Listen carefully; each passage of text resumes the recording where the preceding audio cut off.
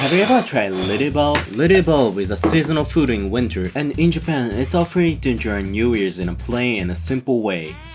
So I made it look fancy. Let's make spicy stir-fried lilium in a beef tendon. First, put the lilium in a bowl filled with water, remove the sawdust and peel the scales off from the outer side. The lilium has a brown part that cannot be removed by just washing it. Remove this with knife or peeler and cut it into bite-sized pieces. Let's cut the shrimp off for condiment and boil the beef tendon once from the water. Remove the odor and lye. Boil it for about 1 minute. Put them in a colander and wash off the lye. Boil them again with green onion and garlic. After a while, put the seasonings and the spices. When it's cooled down, cut the beef tendon into bite-sized pieces. Next, grind the citron pepper into small pieces with a mortar. In a pan, add the citron pepper, lilium, beef tendon, and some seasonings. Alright, it's done. Spicy stir-fried lilium and a beef tendon. This is gonna go well with the beer. I never knew the lilium has so much potential for the nibbles. That's why I'm asking you,